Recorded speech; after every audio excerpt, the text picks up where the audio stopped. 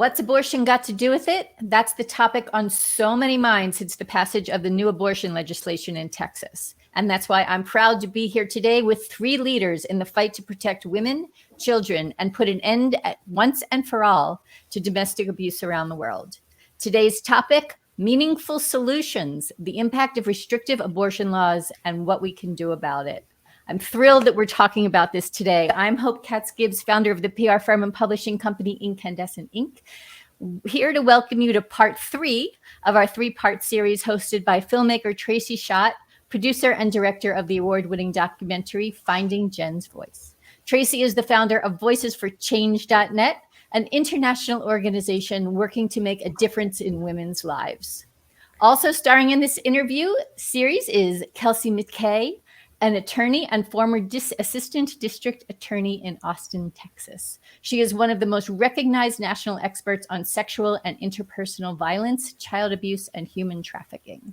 She is also the president and CEO of the nonprofit Respond Against Violence. Her fellow board member, Erica Olson, is also here, a social worker who specializes in gender-based violence and trauma-informed care and management.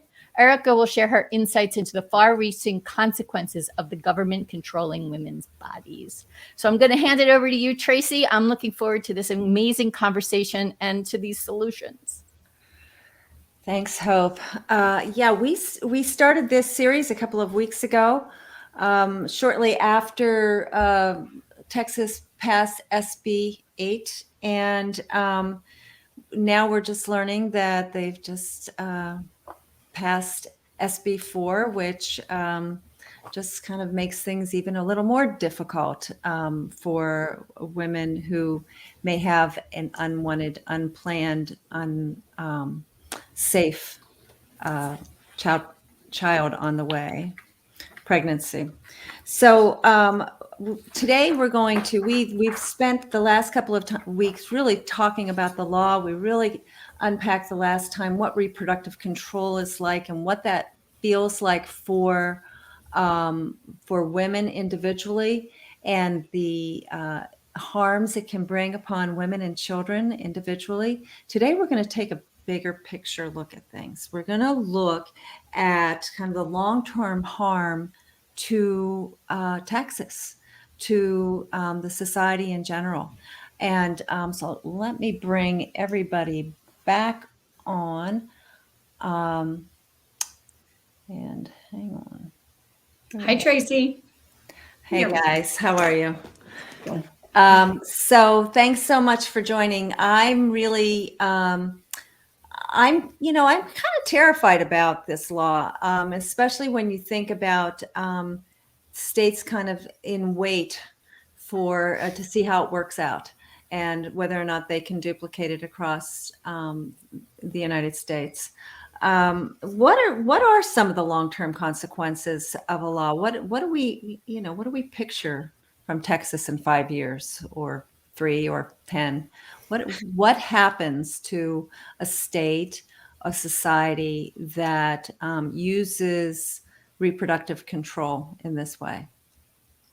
Or really uses politics as a way to trick society that they're doing one thing when they're really doing another. I mean, before we get into kind of all of the implications for women, systemically and individually, is the implications that are being talked about as the foundation for why this is the type of law they passed. And that is, this isn't just going to be about women. I mean, that is the crux of our conversation, but it's really anyone that they see as immoral or anyone that they want to apply their own judgments to. So gay marriage can be outlawed.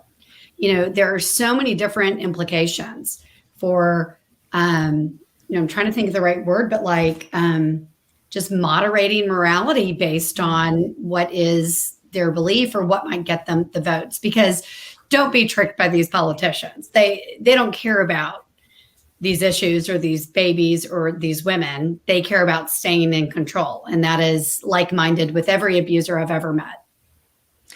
Erica, what happens to systems across the state if this law holds up? How does this impact us in a broader context? Yeah, I mean, I think it's crucial to sort of look at sort of three key pieces, right? When we're talking about SB8 and similar forced birth and forced pregnancy bills. I think first is women, right? We have to look at how it's going to impact women in a broader and in a more systemic way. I think it's going to widen the gender gap in a lot of areas. I think, first of all, we're going to see it in healthcare. Obviously, I feel like that kind of goes without saying, right? This forcing someone to go through a pregnancy and or force them to give birth or to assault them in order to end a pregnancy in the case for battered women. I think we're going to see poorer health outcomes in general for women. And I think that's going to be true for their physical health as well as for their mental health. I think we are going to see a widening gender gap in higher education. And I think we're going to see a decrease for women in socioeconomic status. I think that in terms of just, we're going to see continued and increased harm and suffering. I think we're going to see increased rates of maternal morbidity. I think we're going to see stagnant or increased rates in maternal mortality. And I really think we're going to see maybe even a drop in reporting of assaults and abuse to law enforcement agents. And I think we're going to see a decreased use of the criminal justice system because that's going to, and it's really just going to end up leaving more criminals to harm more victims. You know, rapists, for example, have on average 6 victims prior to intervention and accountability. But if women cannot control their own bodies, particularly when we're talking about domestic violence, sexual assault, or trafficking, when they literally cannot control their own bodies, then what's the point in reporting? What's the point in using a criminal justice system when they're going to be tied to those batterers and abusers for years? Well, in fact, it's a red flag on them now, right? So, right, we have such low reporting rates already in sexual violence for your average woman. But then you add in things that might challenge your credibility, addiction, which is a very normal reaction to trauma, you know, homelessness, or trafficking individuals. We have such low reporting rates right now. And now it's like we're trying to break down those barriers to report. But in the end, if now the consequence of reporting is that your entire medical history is open to the world, and that could make you and your family or friends or doctors face a lawsuit, it's just adding one more barrier to report these horrible crimes that already are so underreported. So even for women who aren't sexually assaulted or even not in an intimate partner violence relationship, help me understand how this law leads to things like decrease in rates in higher education and lower paid jobs. What's the connection? Sure. So we know that when a child is born, someone's got to care for that child. Now, whether that's affordable childcare in, say, some of the Nordic countries, free, quality, or low-cost childcare, but it's going to impact women primarily because women are the ones that give birth. Women, therefore, may or may not be able to finish secondary higher education. If you don't have the choice to give birth or to not give birth, then that's going to impact your ability to finish school, which then impacts your earnings. It can also impact what kinds of jobs you can take. If you have to care for a child, because in the United States, in Texas and in the United States, we don't have guaranteed paid family leave. We know that women are already discriminated against in the workplace based on reproductive age and parental status. A lot of supervisors don't want to take a chance on a woman of reproductive age because she might get pregnant, she might have a baby. And so we know that women earn less because they often take breaks, they stay home to raise their children. So I think I think whether you're talking about education or whether you're talking about financial security or what kinds of jobs or what kinds of job opportunities, can you take leadership roles? I think those types of, that's really the connection between. One thing about COVID, right? All through COVID, I've been reading articles. I mean, as someone who traveled, I have 2 little kids, and I traveled for like the last 5 years before COVID all the time for work. And I mean, I would take the late flight home to get here for school. I mean, I want to be with my babies. They miss me. I miss them. But when COVID hit, the number of women who, right, that's our instinct, is the number of us who took a step back from our jobs and our professions, because now I had a second and a fourth grader to teach. And it was not only that, it was the women who did it. Women who did it. Of course. You can't tell, Yeah, right? You know, men didn't do it. And I should mention my mom really helped. Like, I want to give her all the kudos in the world. But my point is, that's it. Like, they're already, just with COVID, you see the impact it has on women in their careers. Yeah, but isn't Texas pro-life? So Texas is going to step in with all these new babies and provide childcare and healthcare, right? Prenatal care, and I'm sure. Yeah. I mean, we're going to eliminate rape. That's just step one. Well, I think we should take a look at that, right? Just like we had talked about in the previous podcast, we talked about how the state can act like a batterer. And when you want to look at, for example, just as an example, right? You want to look at whether actually anybody, it doesn't have to be a batterer, it doesn't even have to be about abuse. But when someone says something, this could be work, this could be contracts, do their actions match their words? And Tracy, I think you bring up a really great point, because we really have to look at Texas's record on whether or not they are pro-life, not pro-forced birth, but pro-life. And the record speaks for itself. Texas is ranked dead last, 50th in the United States in health insurance coverage for women of reproductive age. They're ranked 49th in prenatal care. Texas is ranked as having the 8th highest maternal mortality rate in the entire country. There have been multiple polls and studies that ranked Texas as one of the worst places to be a woman in the United States, based on the metrics of health, safety, and poverty.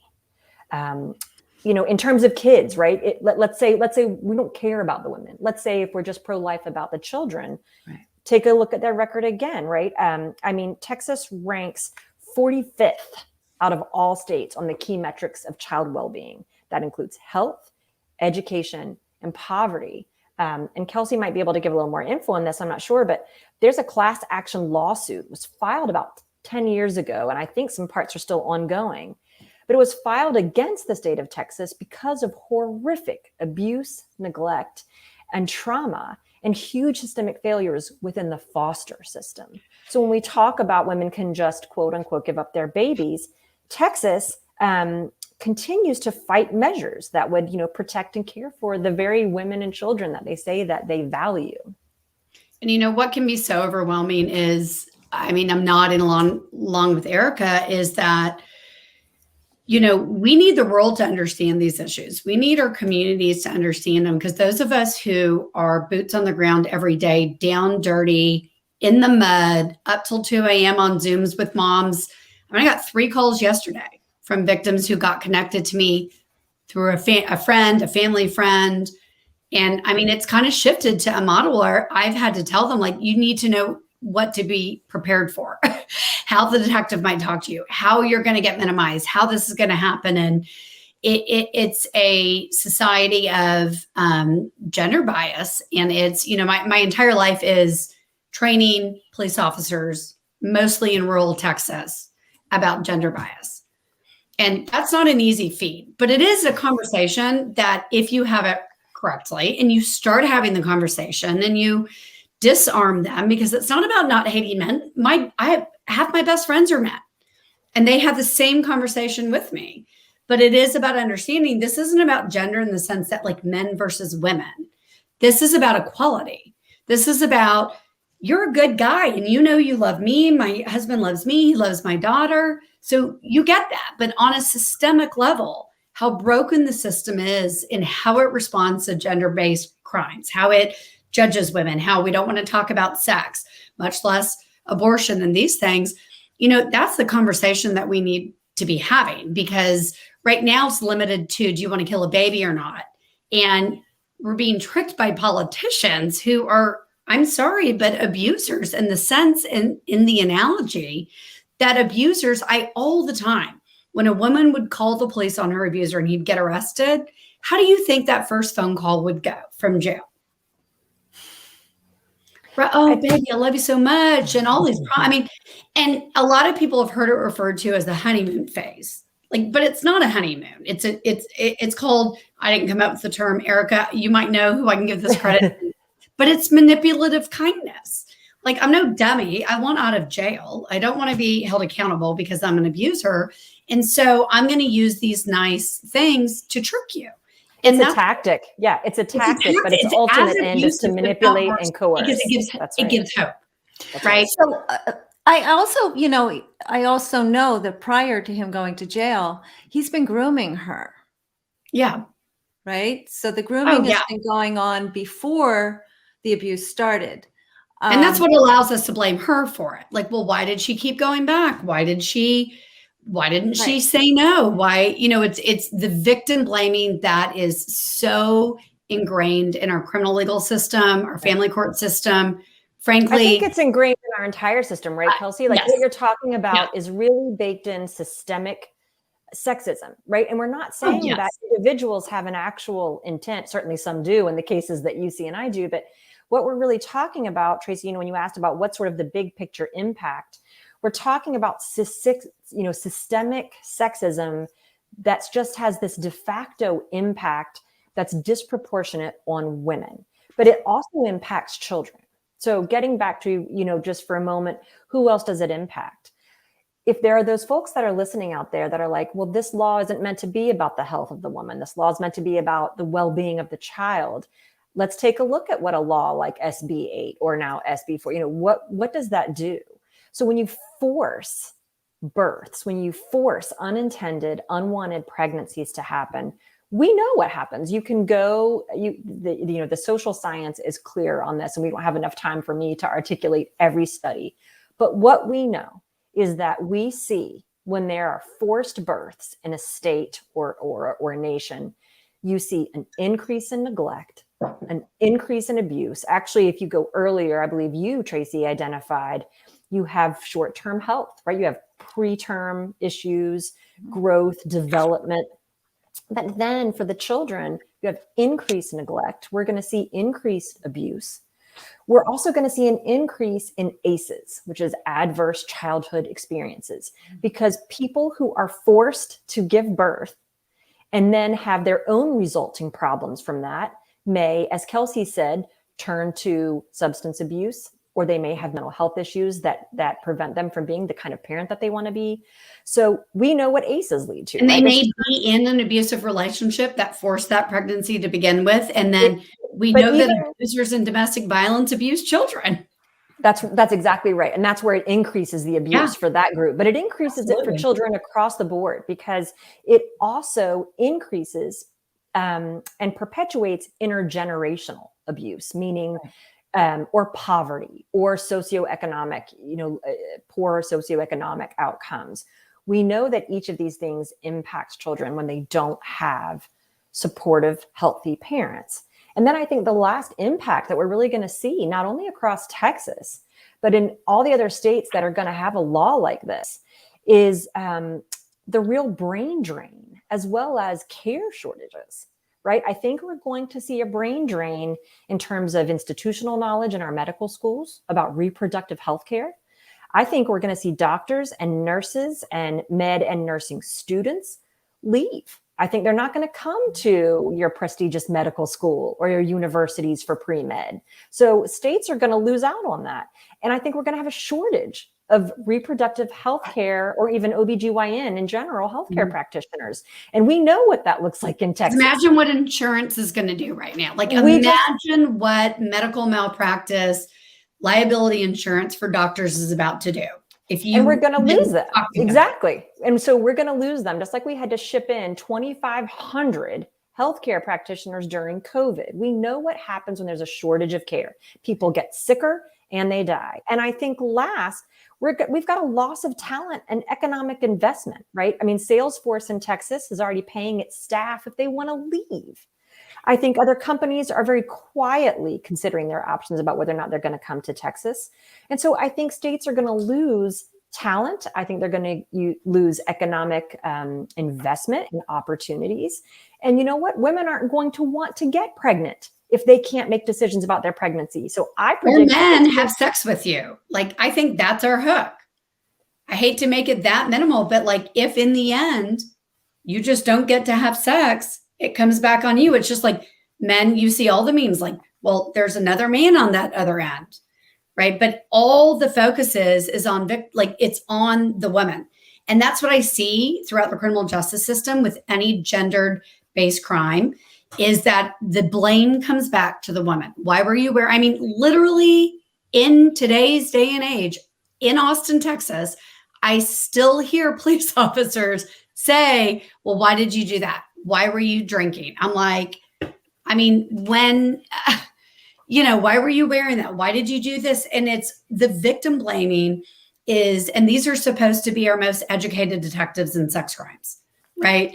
And so imagine how her mom might respond to her, much less her husband. And a lot of this comes back to gender bias, which is a difficult concept to understand. And it took me many years to even recognize because I didn't feel like I felt it. I have way too much confidence. I have since I was a child. 2, I have good hair. 3, I don't know. I just talk a lot and don't listen enough. And so in the end, I'm kind of like, good hair. I love it. My dad's always been like, you go, girl. I have an 11-year-old who's just like me. I was like, we can change the world. We're good.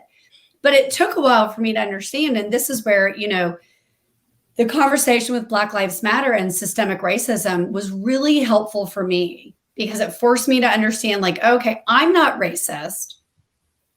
Or maybe I am in some capacities and it's implicit or I don't know about it. But I really, as one of the more liberal folks in some of my family groups, had to break it down to concepts that they could understand and didn't make them feel defensive. And that's what I do with police officers every day is like, trust me, you're the first one I'm going to call and I'm going to cry when you show up and be so grateful. I know you're a good man. I'm not saying you're not a good man.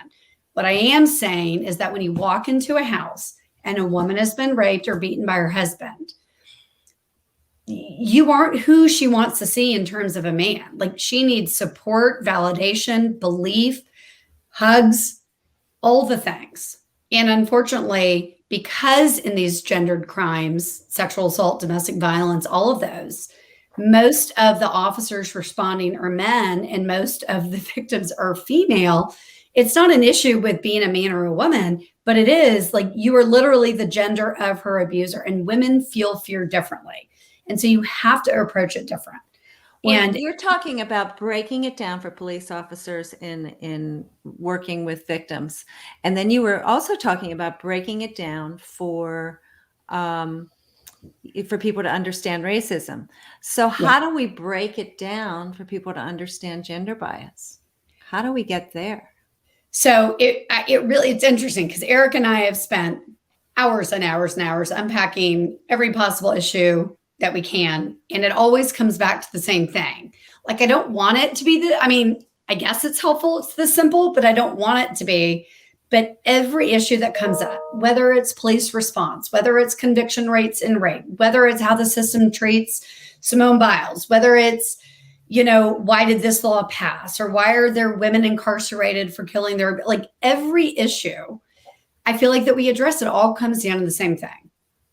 And that is the foundational inequality between men and women. And I don't want it to be that because I know how it sounds. And I know that people hear, oh, women are being controlled and they just stop listening. They think you're crazy feminist. I don't want to hear you. But having come from a very conservative, I remember standing up at the Thanksgiving dinner table at my aunt's house in New York, yelling about we shouldn't get abortions. I remember that conversation. So, it's not like I am not attuned to that perspective, but in every essay opportunity, every research paper I could do in law school was about abortion. And in the end, I could only recognize one thing, and that is starting to understand gender bias and have empathy and find a way to humanize these people I wanted to judge. And I think that, so one, we got to put our defenses down. And 2, then we can humanize the issue. People get very defensive. My husband, my brother, my dad, at the beginning of Black Lives Matters, when I would talk about it in the context of women, it's they get very defensive. And I'm like, okay, but I'm not talking about just you, but also when you did that thing, this is how it was handed to me as a woman. Like, we have to learn how to hear each other. We can't, like, us screaming at each other is polarizing. No one wants to be friends. Like, you just can't make progress that way. We have to live and work together. And, the 9/11 anniversary, I rewatched George W. Bush's speech. Mm-hmm. And I just remember, that was my first week of law school when that happened. And I remember just like feeling pulled together. And I think that things are so polarized right now. And on top of, systemic racism, now we're going to make white men hear about gender bias. It's hard. These are difficult conversations, but we have to start to have them. And more importantly, we have to start to give other people the words to start them. Because, we're all lucky in that we work in this field and like, this is all we talk about all day long. But your average woman, your average, teenager may not know how to start it. And I see a lot of people start that conversation and then get pushed up against the bias of like, well, I like women, I love you. And they don't know where to navigate it from there. Right. Well, so, you're talking about giving people tools to have conversations. And part of that is increasing your knowledge base, right? And awareness. So when we talk about solutions, both Voices for Change and Respond Against Violence are all about increasing awareness and targeting people with that information. What are some of the other solutions, Erica, that we should be looking at? Well, I think we look at, as Kelsey had said, I think we look at both some short-term as well as some long-term solutions that address some of these underlying gender issues, as well as the intersectional issues, right, of racism and poverty in this country. So I think one is early and comprehensive education on sexuality and reproductive health. I think we need to, in age-appropriate ways and stages, really discuss reproduction, the body, sexuality, gender. Two, I think we can have age-appropriate, continual, and comprehensive education on healthy relationships and consent. We need to look at who has autonomy in this country and who doesn't. We do need to look at what does consent mean? It doesn't have to be sexual, right? Consent, at the end of it, what it is it's about empathy. And it's not about, so teaching our kids in school, K through 12, what are healthy relationships? What does autonomy mean?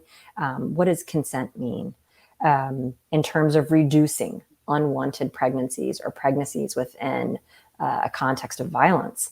I think we need infrastructure. I think we need the infrastructure to support free, at least low cost, if not free, accessible birth control.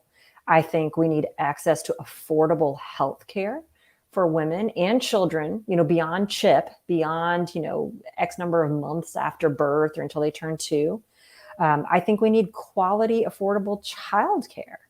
And then I think, just speaking to what Kelsey was saying, I really think we need to examine the gender norms and the endemic sexism and misogyny in general that underpin our laws and our practices in general, not, on top of domestic violence, sexual assault, and trafficking.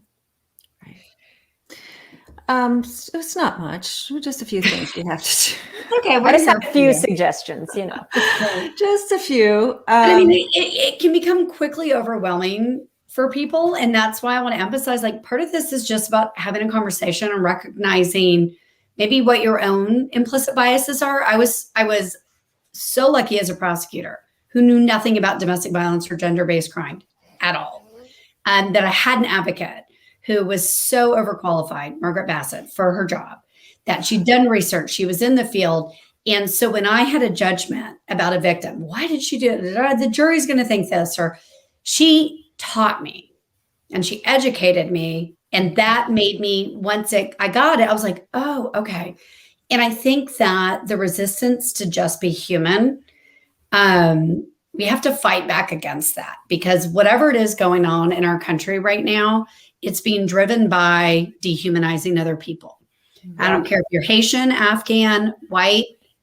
I got a little brother in the army. He's in Kuwait right now. I know. Erica, I think you're speaking to, I do. I think you're also speaking to the compartmentalization of women's bodies. You can't separate you can't separate a woman from a pregnancy, right? We're human, and we're not parts. We're not body parts. And it's the same in terms of the objectification. So I love when you're talking about having these conversations of empathy and humanization, and really looking at women as whole human beings, as opposed to breeders, really. Yeah. Well, and then judging them because, she should, that's what she's defined by, is that she's driven to bring a child onto this earth. Yes, I was driven to do that. I, was confused at pregnancy and loved my babies and loved them dearly. But to be made to feel like I'm less of a woman because I had been put in a situation where that wasn't okay. And right, it's not just women being like, oh, I'm going to use abortion for birth control. Some of these women don't get diagnosed with, they don't know their child has trisomy 13 or 18 until, after the 24 weeks. And so what are you going to do? You're going to make her carry that child, or a disabled woman. I had an aunt that was Down syndrome. This goes well beyond the very kind of privileged perspective of it's rich white women who are getting pregnant and just using it as lazy birth control, because that's just not it. And that takes away the humanity. And so until you sat side by side, or you have held hands alongside the kind of women who are going to suffer as a consequence to this legislation, none of us are going to suffer at all from it. But until you can understand and walk alongside them and breed that humanity into your decisions, And with this law, right, Kelsey, we might suffer, because if it's aiding and abetting, if it's supporting other women, we may indeed be harmed. And you know better than anybody else the slippery slope. I think you discussed in an earlier podcast, there's a harm to letting this kind of thing happen. So, talking about solutions, women, go to law school. Vote, get on city councils, get on medical boards, different women in different professions. Challenge yourself. Take leadership positions so that it's your voice at the table. It's you writing these bills. It's you running for office. Those are some more long-term things is, women get, and again, I know we're not a homogenous group, but more women in positions of leadership in every place. As Ruth Bader Ginsburg said, women belong in all places where decisions are being made. We know, right, that women don't have a majority of leadership roles in any professional field, pretty much, except for what we call pink ghetto, pink collars. So it's another thing we can do, right? Let's get women in those positions, and let's let them have voices at that table. I think we can keep things around. Exactly. And representation, women of color, there are so many. Just imagine, you don't have to imagine, I know, but then you add together women of color. Now you have systemic racism. Absolutely. What are they supposed to do? And that is a conversation that in this whole Black Lives Matter conversation has not come up, is that within systemic incarceration of Black men, the people who have been really, other than the popular politicians right now, the people who have been protecting Black men from incarceration at high rates for the last 100 years are no one other than Black women. And when do we let them have a voice? Because they're the ones being killed. And I just I'll wrap it up here, but I just want to encourage women to think through things, have conversations, challenge yourself, and you're not always going to win the argument, but you will then go research it, because here's the only other solution on the table. You ready? We're going to eradicate rape.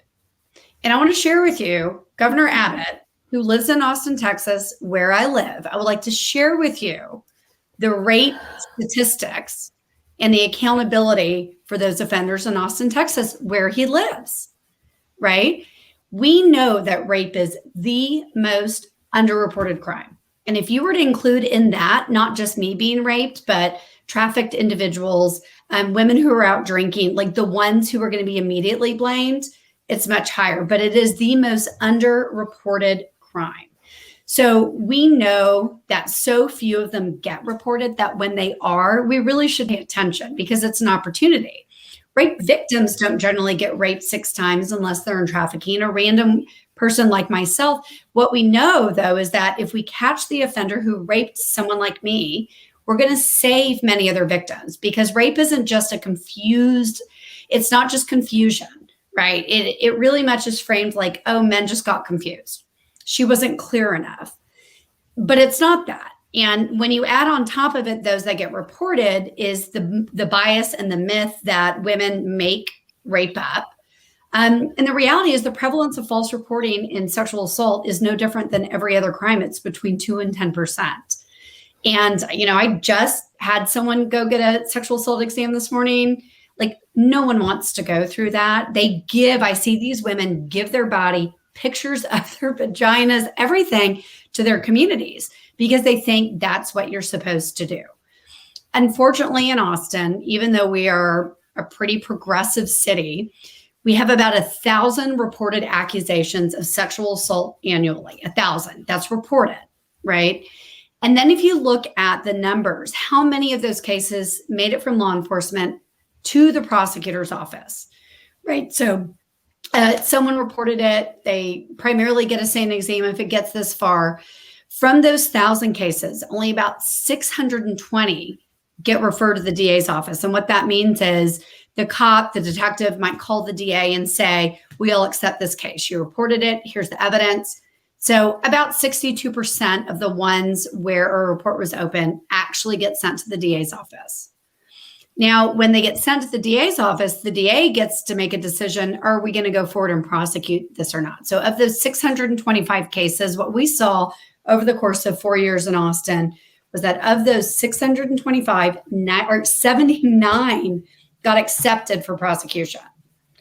So something wrong is going, because of those 79, 49% were straight up dismissed. And yet what happens is our politicians, in this case, it was the elected DA, she said and claimed that the DA's office had obtained pleas or findings of guilt in over 111 adult sexual assault cases, when really they had 12 convictions out of those 1,000 cases. But they counted, pleading it down to a theft back time misdemeanor. So the problem is when we have politicians who are motivated and have reasons to misrepresent the reality of the state that the criminal justice system is in, right? Then we all can keep our heads buried under sand and say, it won't happen to me. It won't happen to me. But I get calls every single night from someone who it happens to for the first time. So I beg and I ask and I encourage those of you who don't work in this system to get involved and educate yourself. Because if we don't do something before it happens to your daughter, to your wife, I promise you're going to be calling all of us and wishing you'd done something sooner. We cannot do this alone. This is a societal issue. Final words, Erica? My final words are of hope, right? I've been hope and hope. Yeah. It's serendipity, hope. No, really, because as heavy as a conversation as this is, and as frightening, I mean, as serious as this law is, we've been here, right? This is historical. We've been here, whether we're talking about the KKK Act, whether we're talking about civil rights, we know in gender rights, we know that it's often 2 steps forward, 8 steps back. We just can't get stuck. Okay. We just can't get stuck. And so my final words are, there is so much that we can do. I know that we'll be posting some information, but right now you can provide financial or volunteer resources at local clinics, to Planned Parenthood, to NARAL, to health clinics in your own communities. We can provide emotional, financial, physical support to women who need and who deserve good reproductive health care. Midterm, right? What we can do, have your voice heard. So call, I know people can get tired of this, but literally call your representatives, send them texts. There are so many civil rights issue bots out there now that you can just set up and program these things to send petitions to your elected state and national officials. Attend the marches, educate yourself, as Kelsey says, and then big term things, think about running for a local position, a school board, if you're in a particular profession that can impact gender issues, and in particular women's reproductive health care, all those things are possible. And we know that we are not going back, right? We're calling it out. We understand that laws like SB8 and SB4 are harmful and they're callous. And we have been through that. And generations of women have been through that. And so if we unify, right? If we unify our voices and our actions and whatever resources you have, I have no doubt that we're going to be able to get through this time and make a difference. And there's a lot of ways that we can do that. And you're not alone. I mean, you're not alone. Look at this group of women. I always feel so inspired and supported when I'm like, oh, it's not just me. And because there are really incredible people, men and women, in this system who are ready to change it. But we must unite those voices. And so I appreciate y'all giving us this platform, Tracy, having Erica and I on, and Hope, obviously, all the incredible work you do, and to just let us come on and say the things. But we're so grateful for that. And, in the end, I just want us to treat humanity with humanity. Watch Tracy's film, because Tracy's film does a beautiful job, right? Educate yourself on the issues, bring yourself to compassion and humanity. And Tracy, your film, Finding Jen's Voice, is a beautiful way that a group of women could sit around their living room and do that. Speaking of films and educating as well as being compassionate, Kelsey might have a few words to say about some films. Yeah, I think those of you who are in a book club, I'm like in 3. And it's like the last day and I'm like downloading it on Audible and like, where did all the time go? Here I have like a really good middle ground, and you can get 2 months out of this. One is go watch Finding Jen's Voice. It will help you have the words to understand abuse and those dynamics in a way that, like, I had been prosecuting these cases for like 8 years. I didn't get. So that would be a great opportunity. And then you have a book club about it, right? Y'all watch the movie and then you have a conversation. And then Eric and I are both part of Respond Against Violence. We're having our first fundraiser, and it's through Luna Fest, which is Luna Bar supports women in film who are, they produce the films, and the films are all about women. And so the weekend of October 15th and to October 17th, Respond is partnering, and we have a screening. So you can go to respondagainstviolence.org and find the Luna Fest page. For $20, you're going to hear 7 incredible documentary films about women, made by women. They range from issues from motherhood to sports to exploration. They're empowering, and it's a really great way to start the conversation in a way that's a little bit more, I'm trying to think, less controversial. But using film is a really great platform to start those conversations. So those are 2 things you can go do in the next few days, and just forget reading a book for the month and have the conversation. Thanks. Thank you so much. I became a filmmaker because at some point in my career as a social worker, I realized there was a bigger impact to be had when you kind of went into media, television, film, etc. So I'm grateful for this platform, and I think that Hope might have some final words about what we can offer. But I think that, I do encourage people to use Voices for Change for resource for webinars and trainings. There's lots of information that we've gathered over the years, and I've worked really hard with amazing professionals and survivors to put that information in a way that is understandable and digestible for everybody. You don't have to be a lawyer. You don't have to have 2 master's degrees in the social sciences to figure out how to help other people. So with that, I'm going to go back to the whole group and ask Hope to close us out. Thank you, ladies. Just an amazing conversation, so much information, so much passion. Incandescent, my truly amazing women project that I started in 2008, the goal was to raise women's voice and bring us all together. That's why I'm here in New Mexico to create a retreat center for women so we can actually come together. But just coming together in this podcast, and I want to advocate for people to hire, Respond, and Voices for Change to come and have them do trainings, because these are amazing women with amazing backgrounds who know how to change the conversation, change the laws, change the rules. And women just, we need to take our bodies back. We need to stand up. I'm really looking forward to the next generation of women. My daughter, 26 years old, amazing, brilliant, will take no shit. And I'm so proud of her. And, that's what we need to do. So we are going to continue to share content and information. These 3 podcasts are just the beginning. We're going to create a handbook and toolbox for you all to use. So everything that Erica and Kelsey and Tracy were sharing today, we're going to create a document so you can download it and link to it. And that'll be coming in the October issue of Incandescent Women magazine, which will feature this amazing topic and these amazing women. So thank you for watching us, episodes 1, 2, and 3. We will share them on social media and on these websites, and tune in and send us emails if you have thoughts and you'd like to continue the conversation with us. So all those links will be available online. Thank you, Tracy, Erica, and Kelsey. Be well. Thank you. Thank you.